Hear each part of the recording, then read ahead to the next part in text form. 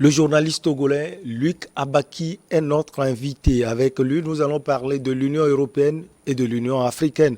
Une enveloppe de 150 milliards d'euros pour développer le continent. C'est toujours un plaisir de vous avoir sur ce plateau. Luc Abaki, bonjour. Bonjour Michel, bonjour à tous nos amis fidèles téléspectateurs. Vous allez bien? Oui, je vais très bien. Une enveloppe de 150 milliards d'euros en vue d'une nouvelle stratégie globale d'investissement a été annoncée en clôture du sommet Union européenne, Union africaine. Si Bruxelles déclare vouloir aider des projets voulus et portés par les Africains, la reconquête d'une perte d'influence sur le continent face aux géants chinois fait aussi partie des motivations. Alors, première question à vous, Lucas Abaki, est-ce qu'il s'agit de financement ou d'investissement en Afrique? Alors, les Européens nous disent qu'il s'agit d'investissements, en fait, c'est ce qu'ils ont dit. Et ces investissements vont aller précisément dans le secteur des énergies renouvelables, dans le transport, dans la lutte, enfin, dans la fabrication des vaccins, dans la réduction des risques de catastrophes et puis dans la formation.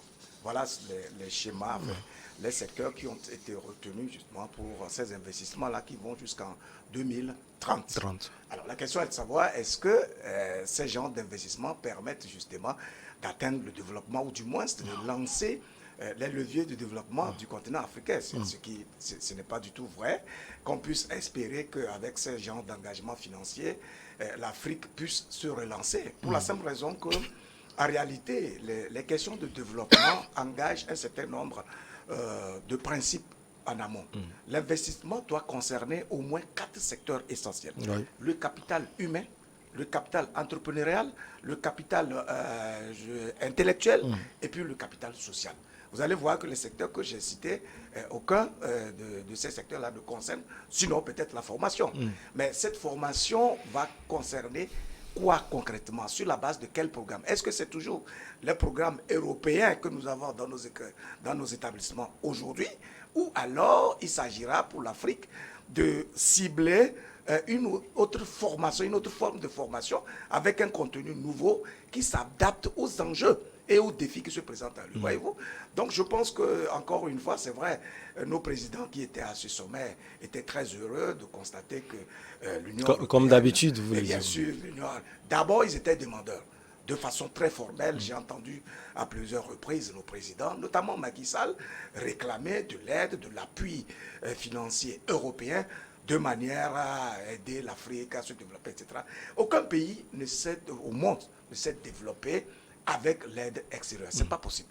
Ce qu'il faut en effet, c'est de travailler sur l'esprit même de l'être humain. C'est-à-dire que toute la capitalisation de l'espèce humaine, c'est ça qui est la clé qui permet de développer un pays. Parce que ce sont les citoyens qui créent la richesse dans un pays. Et donc, si les investissements en question ne concernent que ces genres de secteurs dont je parle, cela ne va pas servir l'esprit humain lui-même. Est-ce que vous voyez? Donc, dans ces conditions-là, on ne peut pas se dire que d'ici 2030, avec une telle enveloppe qui concerne 1,4 milliard de personnes, l'enveloppe-là va permettre de développer le continent africain. Ce serait un leurre, en tout cas. Vous avez parlé de formation. Selon vous, Luc Abaki, l'Afrique doit revoir sa formation. Absolument. C'est-à-dire qu'en réalité, le vrai problème que nous avons en Afrique, c'est parce qu'on n'a pas une élite intellectuelle intégrée à nos réalités endogènes. C'est-à-dire que la formation qui est donc prodiguée, servie ou enseignée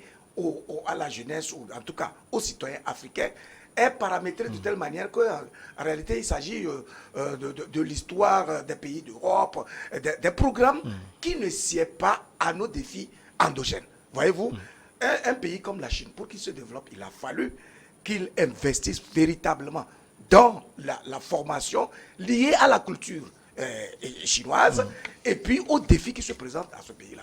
Mais on ne peut pas, à l'heure actuelle, au XXIe siècle, continuer d'assumer des programmes de 1960 qui, eux, avaient été élaborés par le colon d'hier sur la base, justement, de son plan de domination, d'influence dans nos pays. Donc, si aujourd'hui nous souhaitons vraiment nous développer, la clé, c'est au niveau de la formation, mais aussi c'est au niveau de la capitalisation en général des ressources humaines, comme je l'ai dit, ces paramètres-là, c'est-à-dire faire en sorte que l'élite intellectuelle puisse s'approprier les valeurs endogènes qui sont les nôtres et qui puisse faire un travail qui va alors impacter l'ensemble des citoyens, de manière qu'il y ait une conscience nationale autour des valeurs idéales, des idéaux en tout cas, que nos politiques veulent promouvoir dans nos pays. Mais lorsque vous êtes paramétré, vous êtes formé avec un contenu qui ne correspond pas avec vos réalités endogènes, vous êtes en déphasage. Et c'est pour ça d'ailleurs que vous allez constater que aussi bien nos dirigeants que nos élites intellectuelles ne se retrouvent pas dans les réalités de nos populations à la base.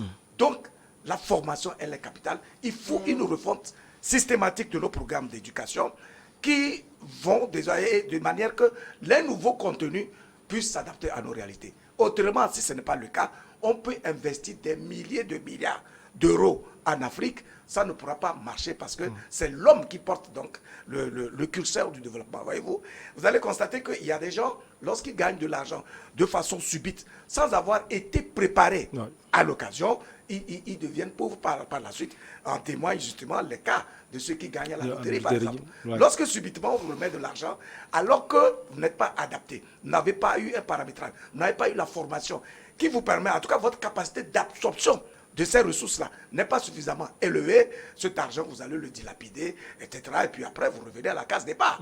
Je crois que c'est ce qui s'est passé, c'est ce qui se passe toujours avec nos pays, où il y a toujours de l'aide, il y a de l'investissement, il y a même la vente des ressources naturelles et minières de nos pays, mais nos pays ne se développent pas pour la simple raison qu'on n'est pas paramétré, on n'a pas encore commencé à configurer notre esprit dans le sens des éléments fondamentaux qui permettent justement le développement. Selon plusieurs analystes, comme vous d'ailleurs, le modèle chinois est le meilleur modèle pour parler de développement. En réalité, c'est vrai que ce modèle est un modèle qui a beaucoup inspiré, qui a donné des résultats flamboyants. En moins de 30 ans, la Chine a fait un progrès magistral au point de devenir pratiquement la première puissance économique mondiale. C'est un fait.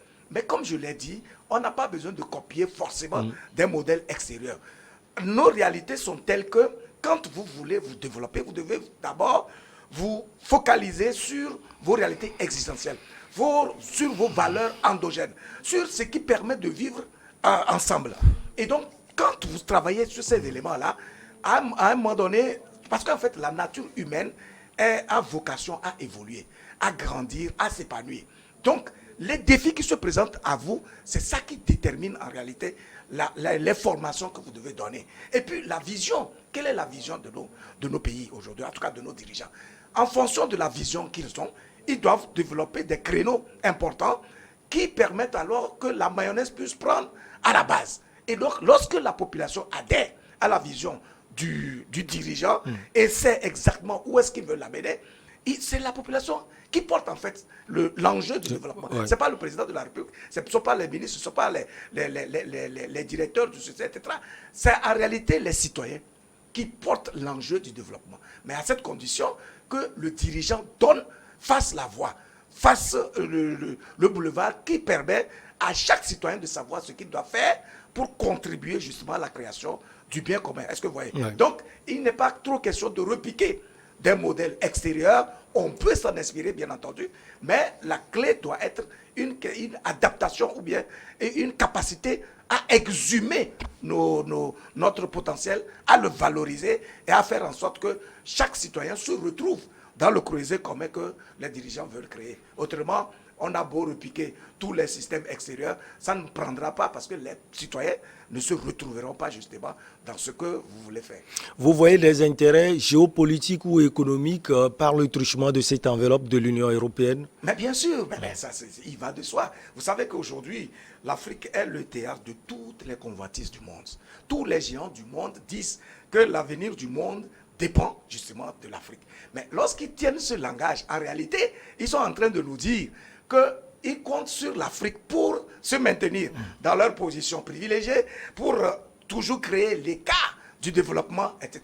Et c'est d'ailleurs pour cela qu'aujourd'hui, vous allez voir la Chine, vous allez voir la Russie, vous allez voir la Turquie, vous allez voir les États-Unis, qui sont en train de piocher l'espace de prédilection, d'influence, de domination de la France, etc. Donc, aucun pays au monde ne peut se développer sans les ressources, sans la matière première, sans les ressources qu'il faut Donc, si l'Afrique veut se développer, plutôt que de compter sur l'aide extérieure, plutôt que de compter sur la technologie qui est fabriquée de l'extérieur, il va falloir que nos dirigeants commencent à investir véritablement dans les secteurs porteurs. Et la clé de base, en fait, c'est normalement l'agriculture. C'est-à-dire qu'en fait, le premier besoin de l'être humain, c'est d'assouvir, c'est de pouvoir au moins satisfaire son besoin de manger, d'assurer sa pitance. Lorsque vous avez déjà fini de manger, vous allez regarder et comment vous vêtir, comment maquiller votre existence, votre vie, de manière à tendre vers l'évolution, etc., etc. Mais c'est curieux quand même que jusqu'à aujourd'hui, nos pays ne comprennent pas, en tout cas nos dirigeants ne comprennent pas, que la clé fondamentale du développement, c'est d'abord l'agriculture. Il faut investir dans l'agriculture, mais pas dans n'importe quelle agriculture. On doit pouvoir cultiver ce que les citoyens consomment d'abord.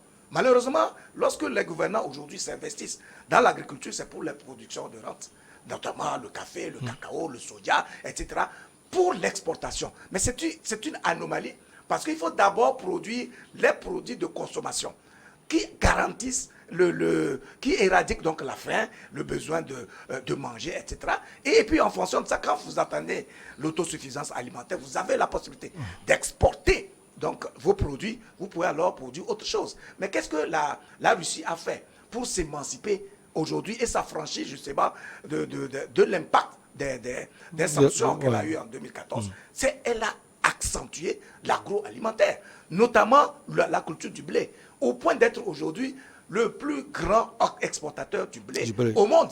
Est-ce que vous voyez? Donc, c'est la clé. Si vous n'investissez pas dans ce domaine-là, les convoitises vont être là. Vous serez toujours vulnérable parce que vous n'avez pas une capacité de résilience. Et donc, la Chine, la Turquie, la Russie, la France, l'Allemagne, l'Italie, etc., les États-Unis viendront vous blaguer avec des soi-disant aides, mais au même moment, ils puisent l'essentiel. Vous voyez que nos terres ici sont exploitées par les industriels extérieurs, notamment les Chinois par exemple. Mais c'est une incongruité, c'est une aberration que nous soyons amenés aujourd'hui à vendre. Ce n'est même pas qu'on concède cela, qu'on loue, mais on vend systématiquement nos portions de terre et des terres arables.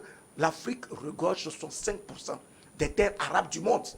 Et puis donc tous ces puissants du monde viennent à la fois prendre le sol, le sous-sol, et puis même les individus, les intelligences qui sont là, on les évacue de notre continent. Mais comment vous pouvez être...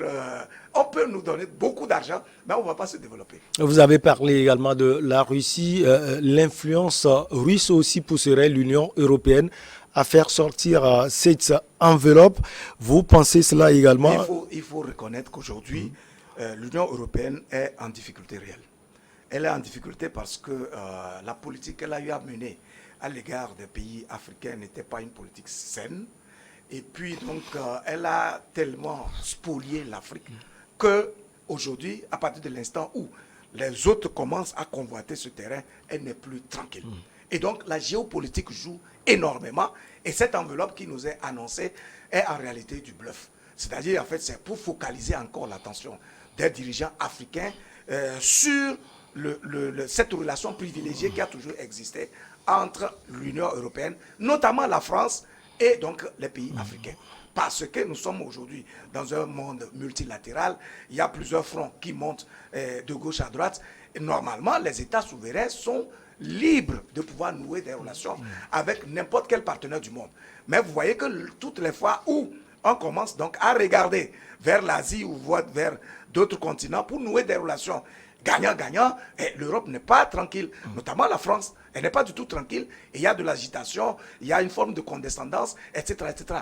C'est clair qu'aujourd'hui, les pays européens sont en difficulté parce qu'eux-mêmes, ils ont une forme de crise financière, ils n'ont pas les ressources qu'il faut pour pouvoir donc assumer leurs propres privilèges, leur propre hégémonie, etc., pour pouvoir investir davantage chez nous, voyez-vous. Donc, au même moment, un pays comme la Chine, qui sur le plan des ressources financières, est le pays le premier au monde, commence à déverser de l'argent en Afrique à des conditions plus souples. Est-ce que vous voyez, la Chine n'est pas trop regardante sur les questions des droits de l'homme, sur les questions de démocratie, etc. L'essentiel pour elle, c'est d'avoir, par exemple, les intérêts, d'avoir des mines d'or, d'uranium, etc. à exploiter. Et donc, elle déverse tout l'argent.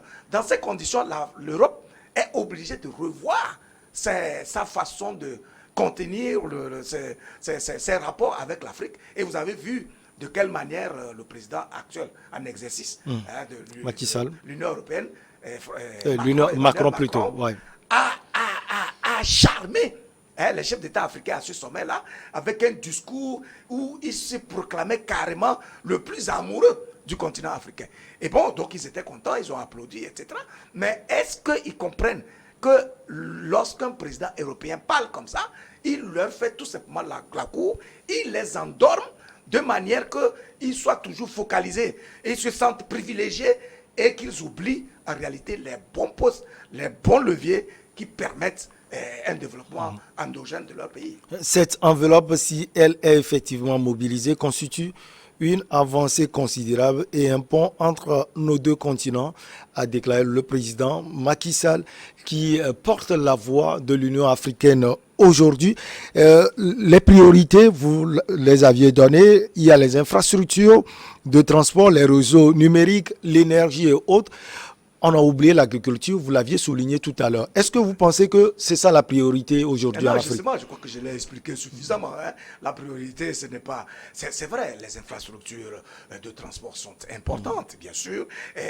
L'accès à l'Internet, c'est important. La production des vaccins, oui, c'est important, c'est clair. Et puis, bon, la formation, comme je l'ai dit, mais il faut aller dans les détails près. Et comme je l'ai dit, si vous négligez l'agriculture, en termes d'investissement, c'est que vous allez à côté de la plaque. Et puis cette formation, avec son contenu extérieur, ne permet... Est-ce qu'il y a, il est prévu un transfert de technologie, par exemple? Mais si ce n'est pas prévu, vous n'allez pas former des gens qui n'ont pas les moyens de faire valoir leurs compétences sur le terrain. Vous savez que dans nos universités ici, il y a des filières d'agronomie, il y a des filières de chimie, etc. En principe, on ne manque pas de ressources pour pouvoir commencer à fabriquer, en tout cas, à avoir une technologie, pour avoir une agriculture mécanisée.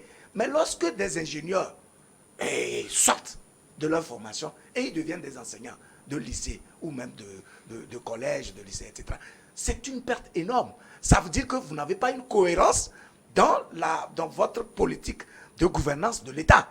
Vous ne pouvez pas investir sur un citoyen qui va se former dans une filière précise et qui, à la fin, ne peut pas trouver de débouché pour vendre ses compétences, se faire valoir et donner un sens à sa vie. Est-ce que vous voyez? Donc, un ingénieur qui a été formé de façon théorique pendant longtemps, plus de 7 années, il finit là, il n'a pas de quoi ou expandre ou bien répandre son énergie, ses compétences, il se retrouve dans l'enseignement. Vous voyez l'incohérence? Donc, lorsqu'on est dans cette logique-là, bien sûr que les pays européens, qui ne vivent que de nous en réalité, c'est-à-dire que si l'Afrique venait à être autonome, indépendante, à s'assumer aujourd'hui, l'Europe, tout comme la Chine, ces pays-là ne pourraient plus avoir leur puissance aujourd'hui. Parce que toute la matière première qui permet l'industrialisation d'un pays se trouve essentiellement sur nos continents. Donc, voilà pourquoi nos dirigeants doivent comprendre que s'ils veulent développer leur pays, d'abord, ils doivent travailler sur les fondamentaux qui créent le vivre ensemble, qui met en confiance les citoyens, qui créent des citoyens épanouis, compétents, efficaces et qui ont en même temps une vision autour de la vision principale qui est celle du dirigeant. Si ce n'est pas le cas, tout ce qui va se faire va ressembler tout simplement à du folklore, à de la comédie. Les citoyens ne se sentiront pas dans les politiques qui sont mises en œuvre par les dirigeants et eux aussi vont se débrouiller tout simplement pour mener leur vie. Et donc, il n'y a pas une dynamique unitaire qui permet de créer le soubassement allant donc vers le développement. Cette enveloppe, comment elle sera repartie? Et surtout, Luc Abaki, est-ce que les pays comme la République centrafricaine, le Mali, la Guinée-Conakry et autres vont bénéficier de cela? Puisque à ce sommet, ils n'étaient même pas là. Voilà. Enfin, je crois que la Centrafrique était là même.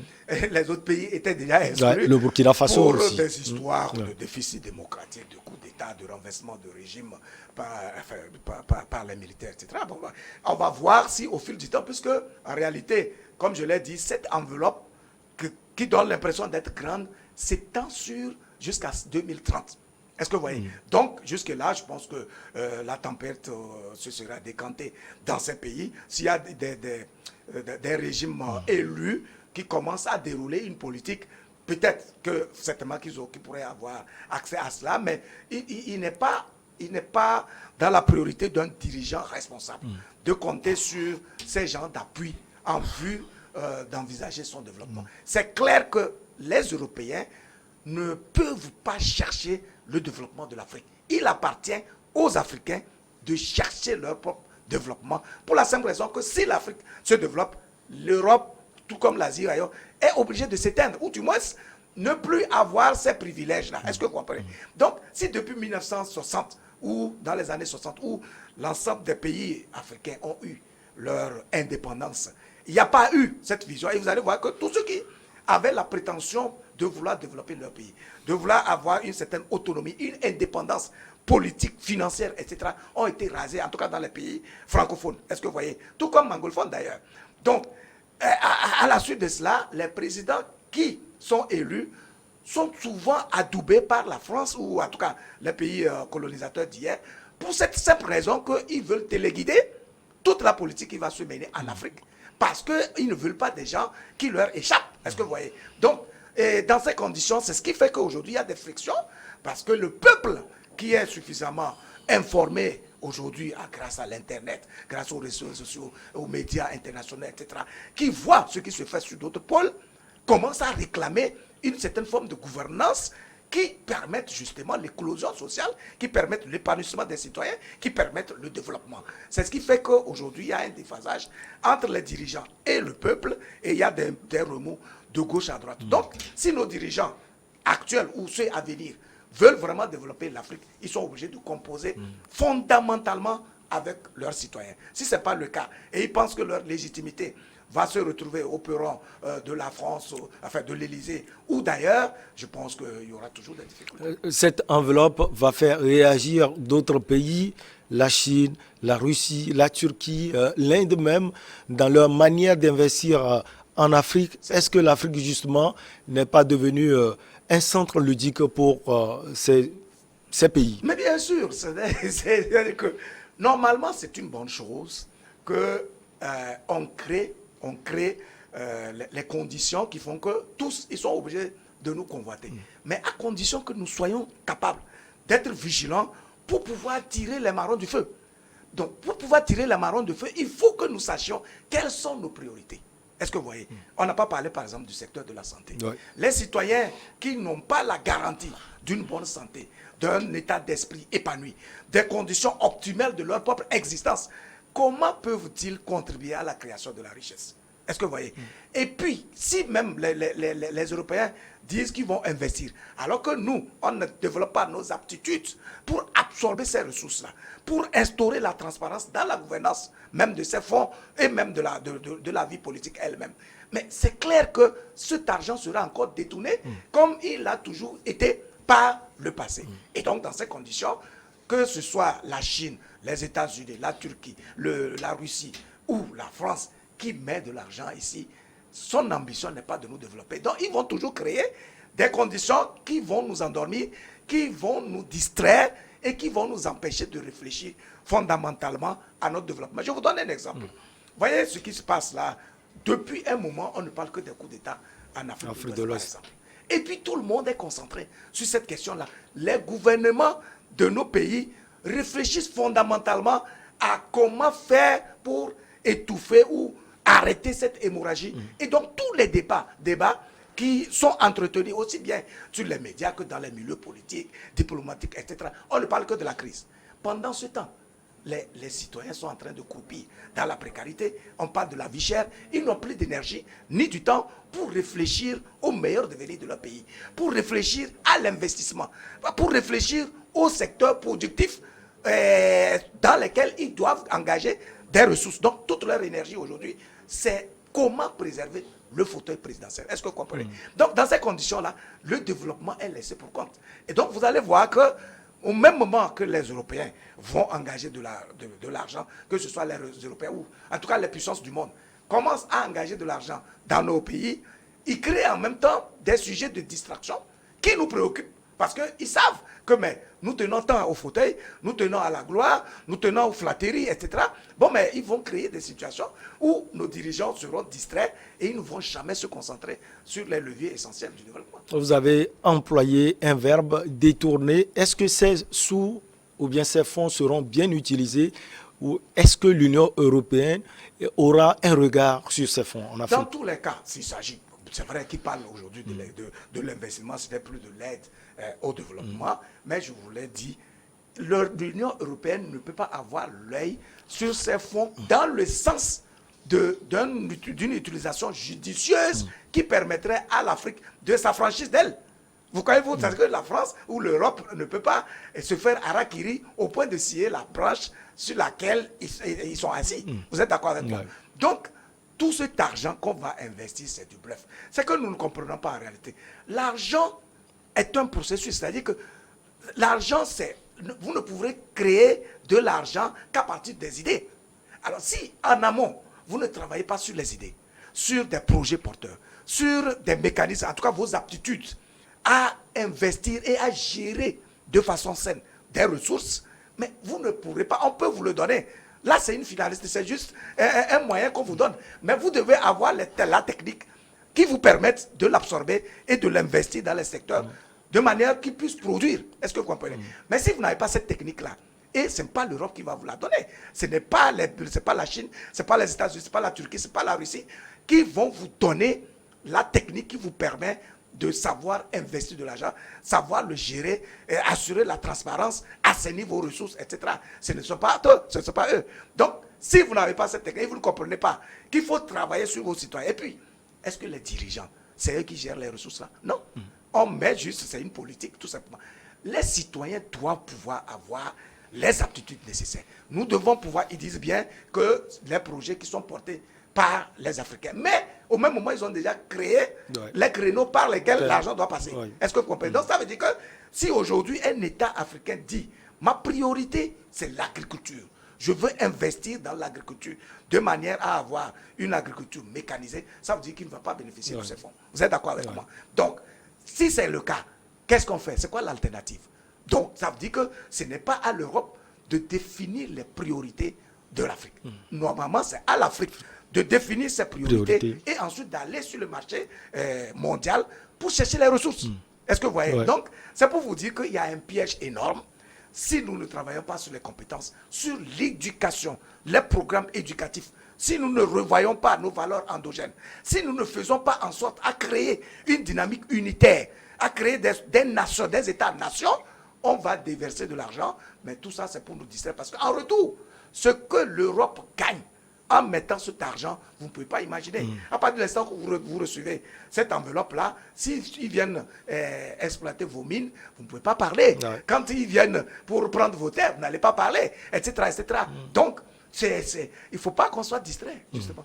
Merci beaucoup à vous, Luc Abaki. C'est toujours un plaisir. Le plaisir, il est partagé. Merci, bonne semaine à vous. Merci. On marque la pause pour le journal et derrière, on reçoit nos invités pour Regard Croisé.